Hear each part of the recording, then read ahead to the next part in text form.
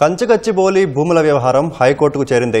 భూములను టీజీఐఐసీకి కేటాయిస్తూ ప్రభుత్వం జారీ చేసిన ఉత్తర్వులను రద్దు చేయాలంటూ హెచ్సియు విద్యార్థులతో పాటు వటా ఫౌండేషన్ వేర్వేరుగా ప్రజా ప్రయోజన వ్యాజ్యాలు దాఖలు చేశాయి. ఆ పిటిషన్లపై రేపు వాదనలు వింటామని సీజే ధర్మాసనం తెలిపింది.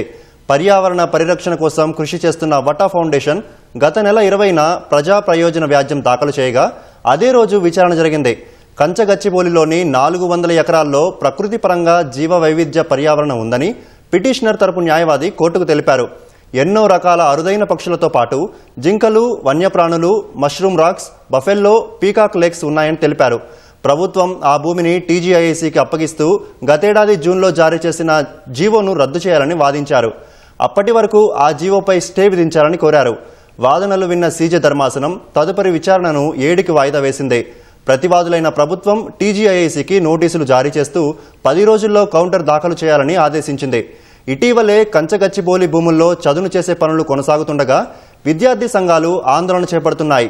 హెచ్సియు విద్యార్థులు మరో ప్రజా ప్రయోజన వ్యాజ్యం దాఖలు చేశారు. అత్యవసర పిటిషన్ కింద విచారణ చేపట్టాలని హెచ్సియు విద్యార్థుల తరపు న్యాయవాది సీజే ధర్మాసనాన్ని కోరారు. వటా ఫౌండేషన్ తరపు న్యాయవాది కంచగచ్చిబౌలి భూముల్లో జేసీబీలతో రేయింబవళ్లు పనులు జరుగుతున్నట్లు కోర్టుకు తెలిపారు.